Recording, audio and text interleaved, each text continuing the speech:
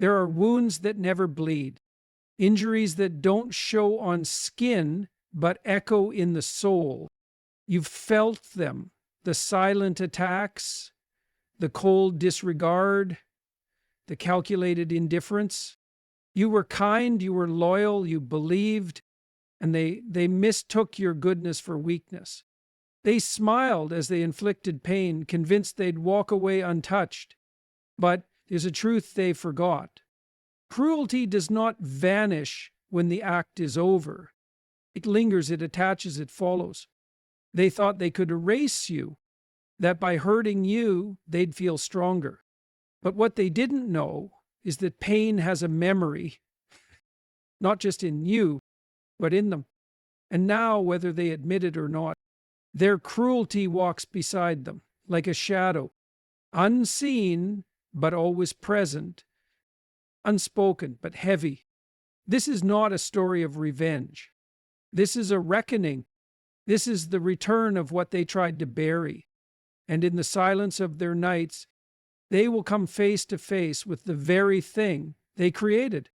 Cruelty reveals more about the one who gives it than the one who receives it. There's a painful illusion that often clouds the mind of someone who has been hurt, the idea that they somehow deserved the cruelty they received.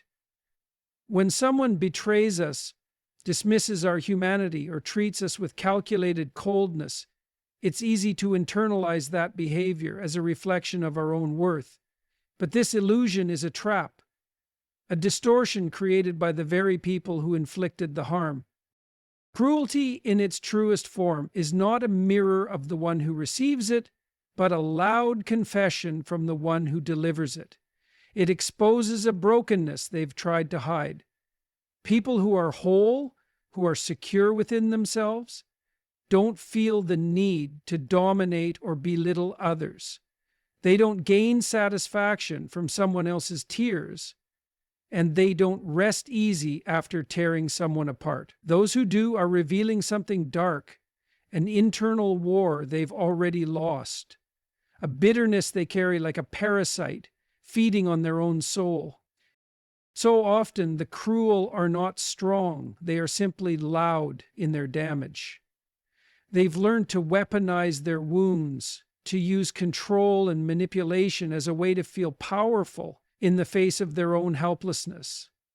When they ridicule you, they are deflecting from their own shame.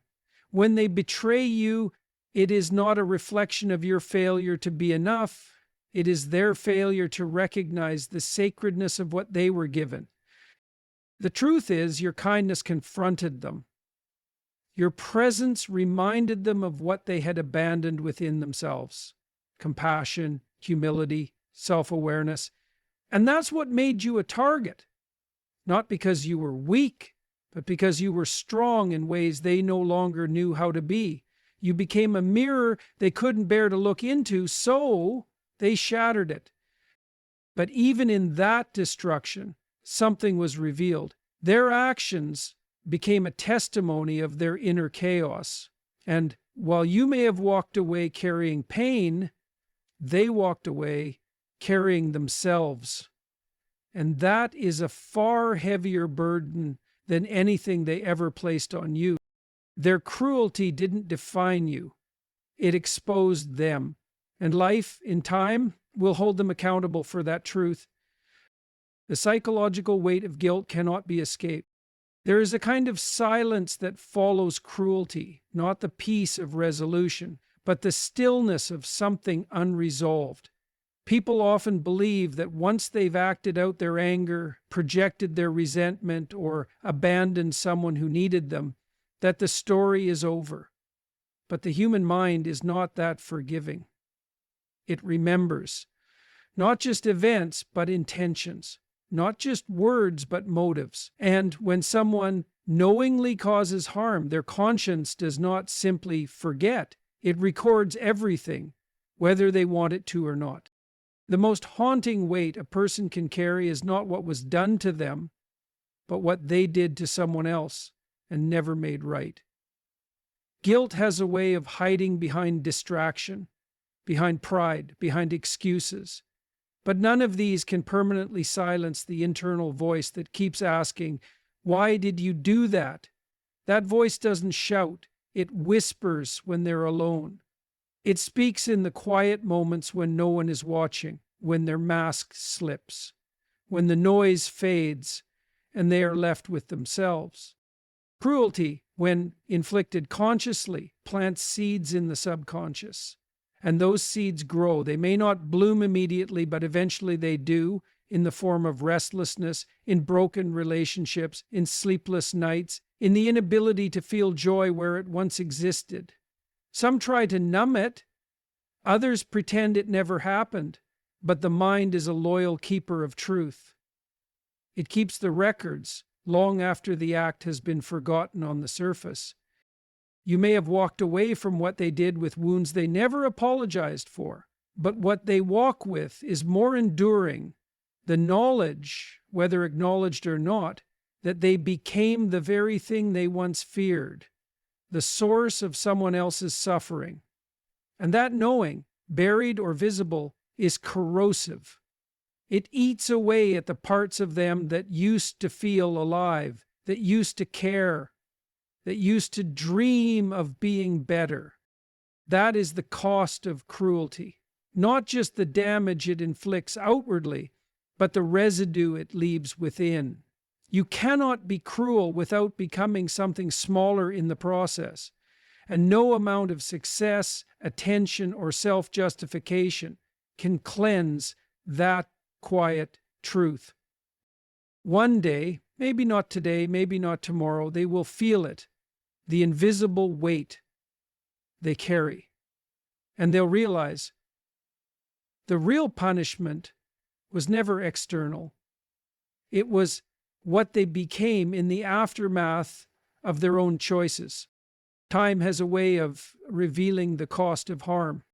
Cruelty often wears a disguise in the beginning. To the one causing harm, it might feel like control, superiority, or even justice. It can be dressed in sarcasm, wrapped in manipulation, or cloaked in false confidence. And for a while, they may even convince themselves that there are no consequences, that they've won, that they walked away unscathed, while you were left to pick up the pieces. But the truth is, time is not neutral. Time does not forget. It's easy to look around and think that life is unfair when those who hurt you seem to move forward without remorse. They smile, they succeed, they gather attention. But appearances are not reality. They are only snapshots in a story still unfolding. Because what time does with a quiet and often invisible grace is reveal what lies beneath the surface. It brings hidden things to light. It tests the foundation of a person's life. And when that foundation was built on harm, deceit, or disregard for others, cracks eventually appear. You may not be there to see it. You may have moved on, healed, and outgrown the place where the pain was born. But just because you are no longer present doesn't mean the consequences disappeared. Life has its own way of balancing the scale, and it does so with subtlety. The very traits that led them to be cruel, their arrogance, their avoidance of accountability, their inability to see others as human, become the same traits that erode the relationships they try to build later. Trust slips away from them, depth escapes them, peace becomes a stranger. It's not immediate, and that's what makes it powerful. Because real consequences aren't always loud or dramatic. Sometimes they look like a life that never feels full, achievements that ring hollow, relationships that fall apart for reasons they don't understand. And somewhere deep down, they begin to feel it, not just regret, but confusion. Why doesn't anything last? Why does joy feel so temporary? Why do the same patterns repeat? The answer lies in their past, in what they did to others, in what they refused to take responsibility for. They planted harm and expected it to vanish. But the human experience doesn't work that way. What you put into the world finds its way back. not because of superstition, but because of the structure of reality itself. A person who builds their life at the expense of others will eventually discover that the cost must be paid, not all at once, but piece by piece. And when that moment comes, they won't be able to point fingers, because time, unlike people, cannot be deceived. It remembers everything. Your healing is the beginning of their reckoning. There's something profoundly misunderstood about healing, especially by those who have inflicted harm. They believe that once they've discarded you, disrespected you, or diminished your value, the damage is permanent. They assume you will remain stuck, defined by the moment they broke you. But they forget something critical. Pain does not end a person.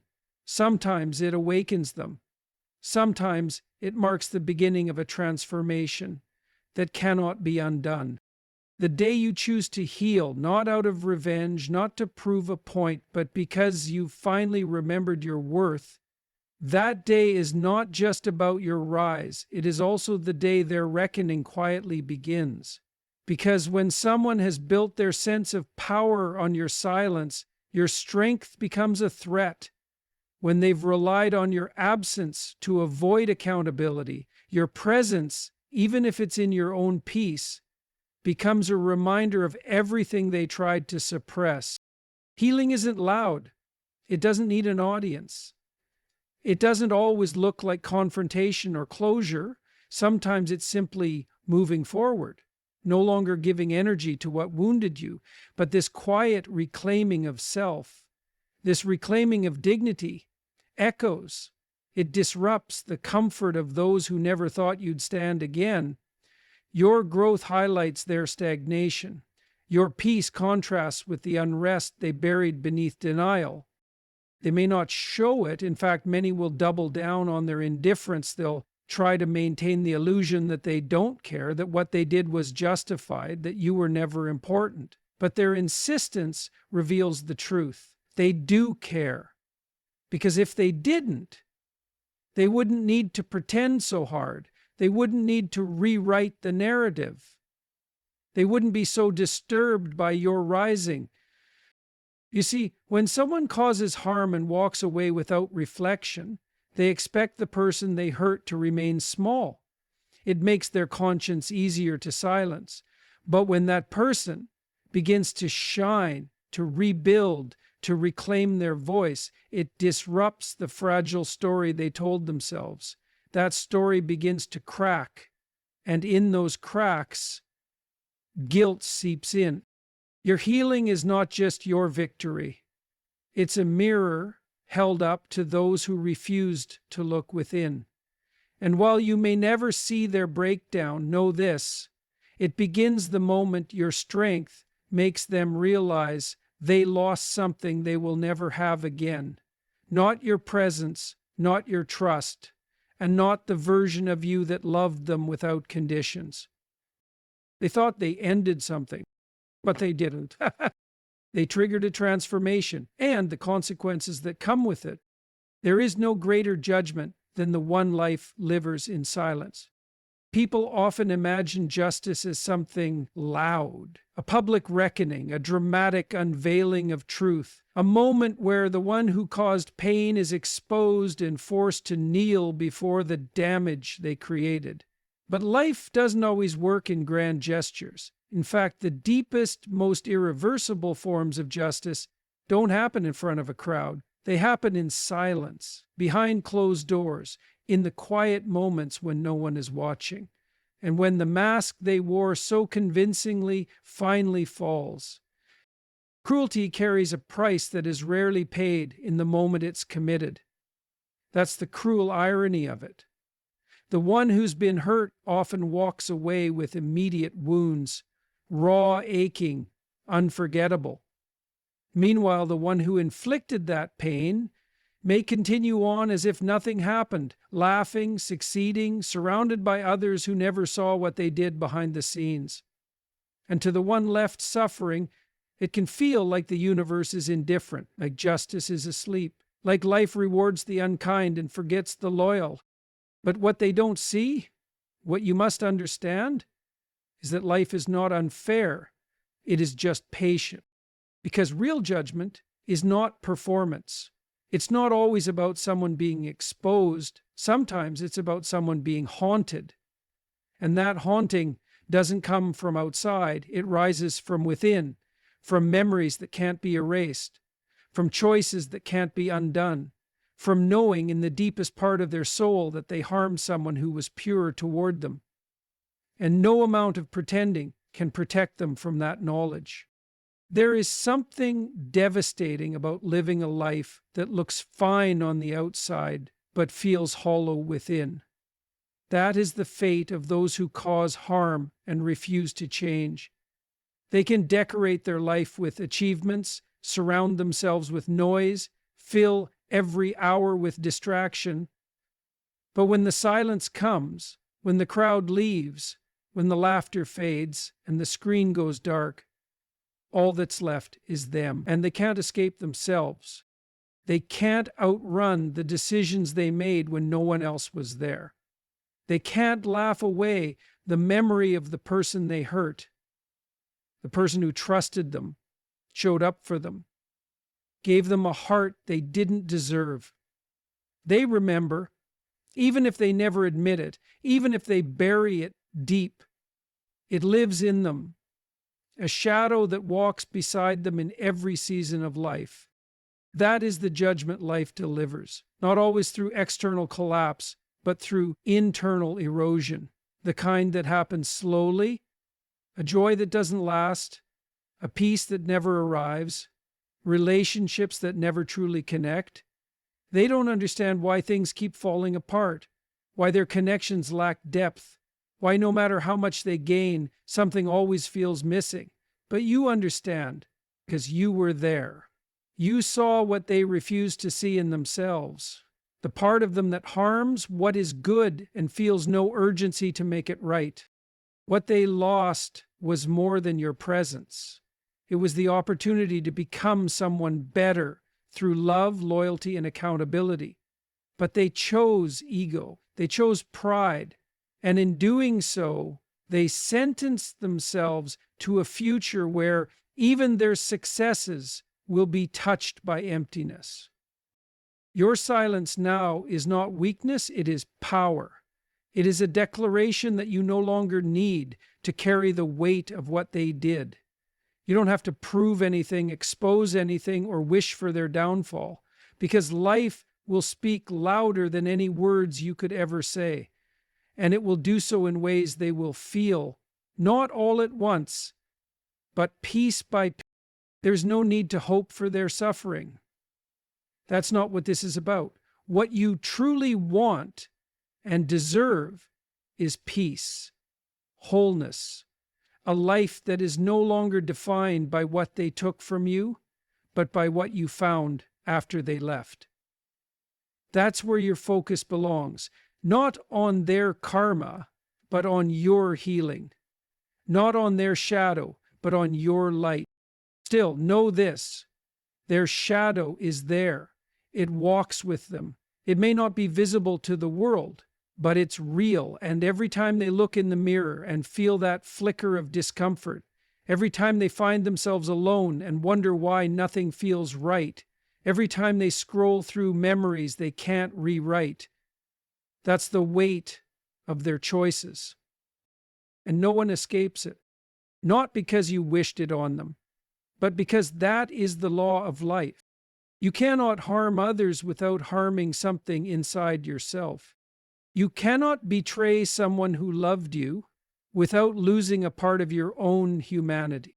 You cannot silence your conscience forever, because even in silence it speaks. And so as you walk forward, leave them to their journey. You don't need to follow their path.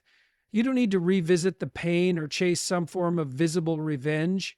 Life is already handling what you cannot see. Justice may be quiet, but it is constant. Their cruelty was never the end of your story, but it was the beginning of theirs, a story that will be written not just in what they do, but in what they feel when everything else is gone. And in that final stillness, they will come face to face with the truth they tried to escape. Their cruelty did not disappear. It followed them like a shadow,